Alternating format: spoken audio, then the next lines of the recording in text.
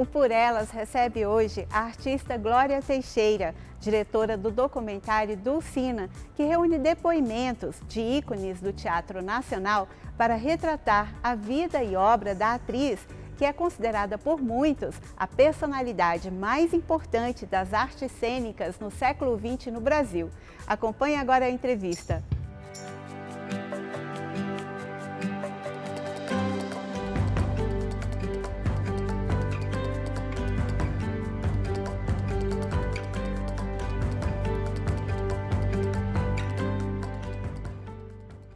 Glória, muito obrigada pela sua presença aqui no Por Elas. Seja muito bem-vinda, é uma honra te receber aqui. A honra é toda minha. Muito obrigada. Alegria estar aqui com vocês. Pois é, e é uma felicidade falar do seu trabalho, falar desse documentário Dulcina, que é muito importante porque é um registro histórico que tem aí dá um reconhecimento à nossa saudosa Dulcina de Moraes. Como é que esse projeto foi concebido? Então, realmente é o que as pessoas mais falam, é que a Dulcina merecia muito esse reconhecimento, que é uma homenagem, né, a essa grande mulher. Na verdade, eu comecei a fazer esse projeto há muito tempo, mais de 10 anos. Tanto que os meus primeiros contatos já foram em 2010 com os artistas, né, que estão dentro desse filme. As primeiras pessoas com as quais eu falei foram Paulo Altran e Marília Pêra, que eram figuras amicíssimas da Dulcina, né? E, infelizmente, esses dois não estão dentro do filme, estão numa gravação à parte. Eu tenho 40 horas de gravação, a gente talvez venha a fazer uma série, quem sabe. Acho que o produto merece ser mostrado, porque a gente está falando não somente de arte, cultura, né, educação, mas a gente está traçando uma trajetória do teatro brasileiro desde a década de 30 até o momento atual. Então, a gente acha que isso tem uma grande importância enquanto produto de audiovisual para a educação do país, né? O meu maior sonho, mais do que... Porque esse projeto, por causa da pandemia, ainda está guardado, agora que a gente está começando a tentar levar, né, para o mercado, mas mais do que colocar na TV, porque é importante, sim, eu gostaria de colocar como currículo escolar brasileiro, porque tem uma grande importância realmente. E pela vida da Dulcina. A Dulcina, ela tinha uma personalidade muito marcante como mulher, como empreendedora, como artista e também como alguém que se posicionava pela luta dos direitos trabalhistas dos artistas. Eu imagino que o documentário deve trazer inúmeras passagens da vida de Dulcina que chamam a atenção. Você poderia citar algumas que são mais significativas e que te marcaram mais? Então, quando eu comecei a falar sobre Dulcina de Moraes, eu achava que eu estava falando apenas de uma grande mulher, uma grande artista, uma professora, uma empresária cultural. Mas depois, quando eu conheci todas as pessoas, que daqui a pouquinho a gente fala sobre elas também, que estão dentro do filme, que são ícones da cultura brasileira de um modo geral, do teatro, da televisão, do cinema, né? Eu percebi que eu estava falando mais do que uma mulher. Aí, quando eu fiz a edição do filme, eu percebi que eu estava falando de um evento muito maior. E a Dulcina, que já nasceu no teatro, ela traz literalmente, né? Inclusive está no filme, uma cena do nascimento dela que nós criamos, né, com atores, com figurantes. A Dulcina muda tudo que a gente entendia como teatro daquele período, e ela vai conquistando junto com essas pessoas todo esse crescimento que a gente vê. Ela institui o dia do trabalho, o dia do descanso para os artistas, que, segundo eles, era intenso, era de domingo a domingo, E o teatro naquela época era uma das únicas diversões que tinha, então as pessoas iam muito a teatro, mas ia muito mesmo. E aí eles trabalhavam direto. A Dulcina criou então o Dia da Folga, que ficou, né, o Dia Nacional da Folga, que é a segunda-feira. A carteira de trabalho que era usado pelos artistas na época, as mulheres, né? Detalhe, as mulheres. As mulheres usavam uma carteira carimbada como meretrizes, né? Prostitutas, para poder fazer teatro, né? Para poder entrar dentro do teatro e subir ao palco. Então, assim, isso também caiu, claro. Tinha a questão do ponto. Ponto é quando os atores não decoravam o texto. Então, ficava aquela pessoa que ia atrás, escondido, normalmente num fosso que tinha dentro do palco, e ficava ditando o texto para os atores. E ela também tirou isso, ela disse, você quer ser artista, você vai estudar. Você vai decorar, você vai, né? E aí, então assim, ela veio trazendo mudanças, ela mudou o tipo de cenário, que eram telões pintados na época, se tinha um castelo, você pintava, né, um castelo. Não, aí ela começou a produzir mesmo os elementos da encenação teatral. Ela começou a produzir coisas belíssimas que a gente tem, figurinos incríveis que contam a história de cada um. Ela começou a produzir os móveis, né, os objetos de cena todo. Então, assim, mudou tudo, né? Mudou tudo, até sermos o que somos hoje.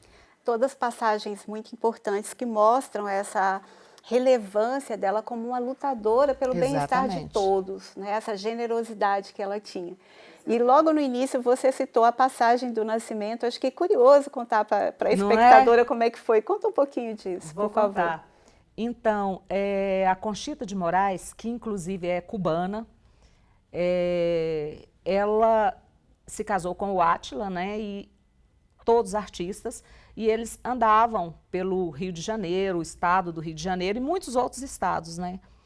E ela grávida, né, barriga enorme, e no palco, e viajando, né, viajando com a trupe de teatro, né, que era um grupo muito grande de artistas. E lá em Valença, isso eu vi no diário da Dulcina, que eu tive, né, a graça de ter em minhas mãos quando eu dei aula na faculdade, eu li o diário dela. E ela, então, a Conchita entra em trabalho de parto no palco. No palco.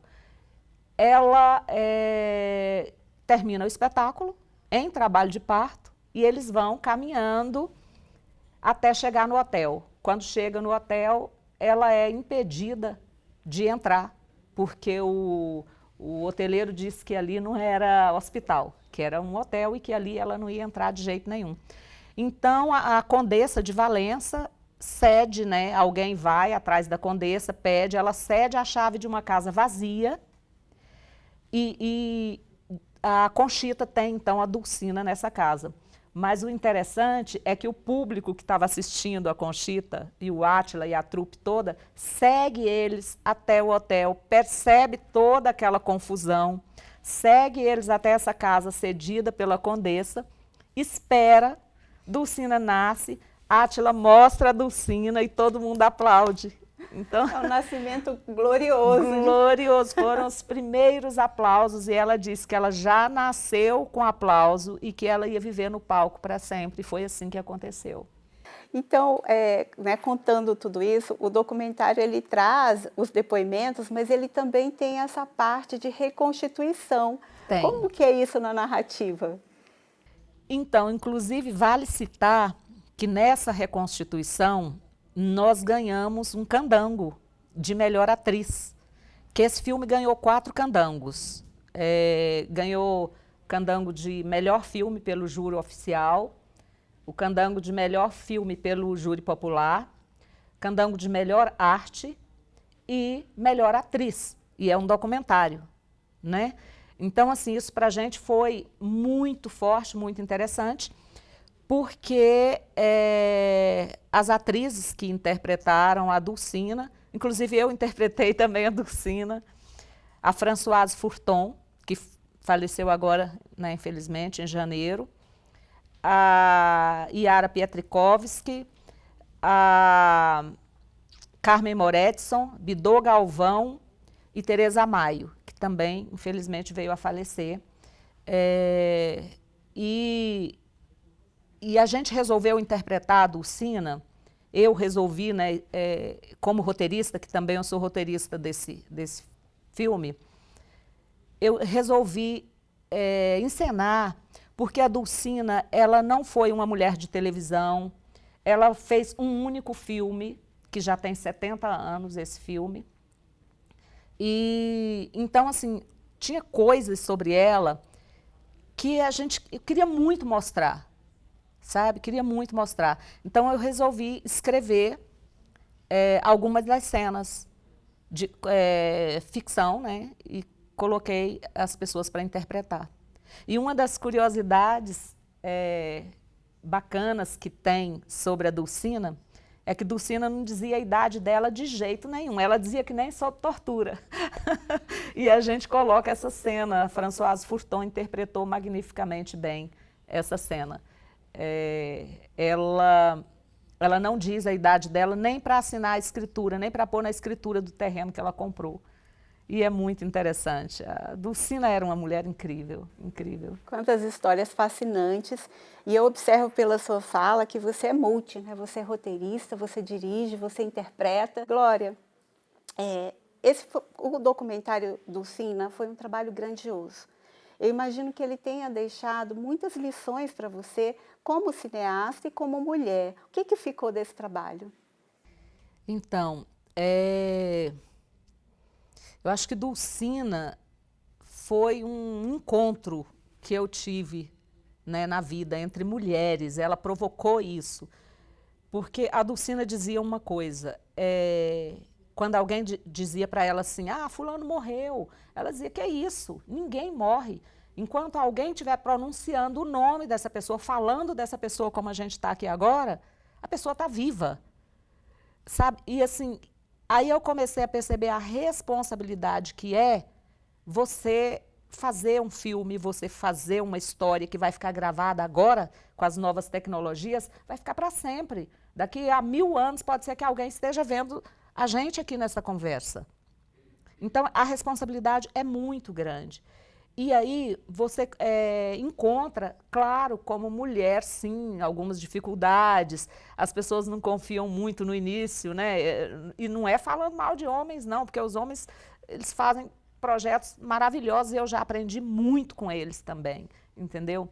Mas, assim, esse filme, especialmente, ele tem bem mais mulheres do que homens. Ele tem figuras como a Fernanda Montenegro, a Anissete Bruno, tem a Fran, que eu já falei, a Françoise Fourton, tem a Tereza Maio, tem a Ruth de Souza, que foi a primeira negra brasileira a fazer televisão, a ganhar um prêmio, sabe? A fazer teatro. Tem daqui tem Yara Pietrikowski, como eu já falei aqui, a Bidô Galvão, a Carmen Moretson. Então eu peguei mulheres fortes, né? Tem a Sueli Franco, a Daisy Lúcide, não sei se eu falei aqui. Então, assim, mulheres fortes, mulheres que trabalham desde muito jovens na televisão, no teatro e no cinema. Então, assim, quando juntou, né, quando nós nos juntamos para fazer tudo isso, a gente já sabia que seria uma coisa intensa, que seria uma coisa forte, porque a coisa do feminino, né, a coisa da nossa garra, da nossa luta de querer fazer e de tentar, né, fazer o melhor possível. Que o valor documental histórico é imenso, até porque algumas das pessoas que você citou não estão mais entre nós. Não estão. Então esse documentário acaba também trazendo a história delas. Com certeza. A Anissete Bruno, que todos nós conhecemos, eu fui assistir o filme com ela lá no Rio, na casa da Françoise Fourton. Nós assistimos um grupinho pequeno e quando terminou, ela me abraçou muito forte e ela me disse, você me deu o maior presente que eu ganhei na vida. Eu falei, para com isso, Eu conheço sua história todinha, você faz teatro, você faz desde 14 anos, como é que eu te dei o maior presente? Ela falou, porque aí sou eu. Sou eu, não é personagem.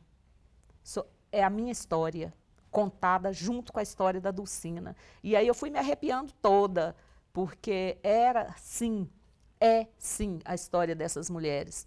De tudo que elas construíram, de toda essa trajetória delas desde adolescente. Quando elas achavam, muitas vezes até que estava brincando de fazer teatro, elas estavam modificando e construindo tudo que a gente tem hoje. Então, realmente, super importante. Isso só enaltece o seu trabalho, né? Sim. Engrandece o documentário. Sim. E falando de mulheres, nós percebemos que as mulheres estão em todas as áreas, e no cinema. Sim. E o cinema ainda é um setor em que, especialmente nas partes mais técnicas, há uma prevalência dos homens, né? Como você enxerga hoje o papel da mulher na produção cinematográfica e como que ela pode ocupar mais esse espaço? Para ocupar o espaço tem que fazer, sabe? Você tem que, por exemplo, é fácil? Não é de jeito nenhum, é dificílimo. Eu acredito que seja difícil também para homem, porque cinema não é uma arte barata. Hoje até, com essas novas tecnologias, já se faz, né? Um cinema experimental que tem o mesmo valor, que é muito forte, muito interessante também, sabe? Mas, assim, não é uma arte barata, é uma arte muito cara, então é muito difícil. Mas hoje a gente já tem um número grande de mulheres no cinema. A gente tem aí... eu, por exemplo, faço parte de um grupo de mulheres, tem mais de 300 mulheres, todas da área técnica. Em Brasília, a maior parte desse grupo, né? Mulheres, MAV, Mulheres do Audiovisual. Mas, assim, ainda é complexo, ainda é difícil, ainda tem muito mais homens, mas eu não sei se está havendo alguma dificuldade porque são mulheres ou porque é muito cara a arte. Então, a gente tem dificuldade de chegar nos apoios, entende? A gente tem dificuldade de aprovar editais, projetos nos editais, aliás, entendeu? Então, assim, eu acho que a gente já está chegando lá, já tá mais fácil agora. Ok, agora eu quero ir para um lado mais pessoal, né? Uhum. Você costuma acompanhar, né, esse cinema que nós temos, esse cinema contemporâneo aqui no Brasil? O que te instiga a assistir a um filme? Nossa, eu assisto de tudo. Eu assisto absolutamente de tudo. Às vezes o filme está péssimo por vários aspectos, mas eu fico até o final para entender por que fizeram aquilo. Sabe, por que o roteirista pensou aquilo, por que o diretor pensou aquilo. Então, eu assisto muito cinema, assisto muito. E, assim, às vezes eu vou até pelo cartaz. Eu achei o cartaz bonito, aí eu vou e assisto. Ou eu vou pelo título, ou então eu vou porque eu ouvi falar. Então, eu acho, assim, que quem faz cinema tem que ver cinema. Então, eu vejo cinema. De um modo geral, eu vejo filmes iranianos, eu vejo filmes japoneses, brasileiros, de todo lugar. Então, assim, eu acho que para mim, é trabalho, é diversão, sabe? Não é só o olhar técnico da diretora, da mas intérprete, acaba né? que olha, acaba que a gente olha muito, tem o olhar técnico muito. Eu tive uma época que eu ia muito ao teatro, depois eu dei uma parada, porque eu falei, não, peraí, porque eu preciso ir ao teatro mais para assistir a peça e para me divertir, não para ficar olhando falhas.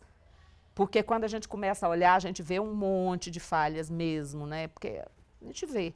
Agora não, né? Não em todos, é lógico, né? Quando a gente vai para criticar, só para ver a parte técnica. Então, assim, eu vou para ver vejo a parte técnica toda, mas eu me divirto muito, é muito bom. Legal, muito bom ouvir também essa sua fala de uma espectadora.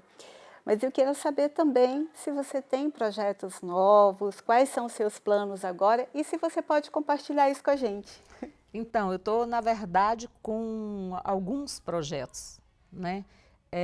Eu estou filmando Neville da Almeida, que é um ícone do cinema brasileiro, que é um diretor, né, que já desde 68 ele já estava fazendo filmes, foi proibido pela ditadura, e ele é um diretor bem difícil da gente lidar, eu falo isso para ele, e aí vieram me perguntar como é que é dirigir diretor, né, o Neville da Almeida. Eu estou felicíssima, o trabalho está ficando incrível.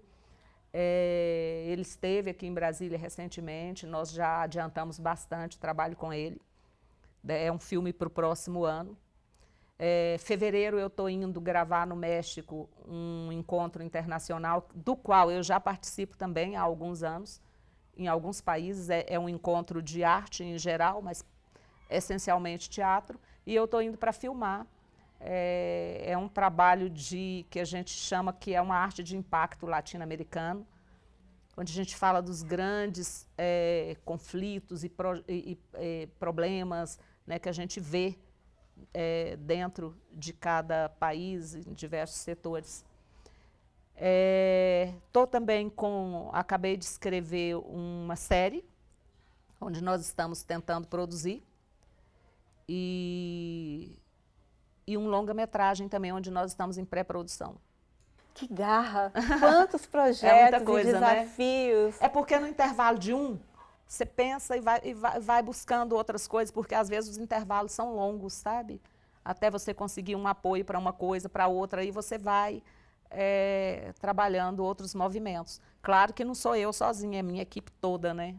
Tem uma equipe grande trabalhando aí. E eu enalteço e parabenizo o seu trabalho, os inúmeros prêmios aí que o documentário recebeu, que esses novos projetos deslanchem e sejam um grande sucesso. E agradeço muito a sua presença aqui no programa. Muito Foi grata. Honroso ouvi-la. Imagina, eu estou super honrada de estar aqui também.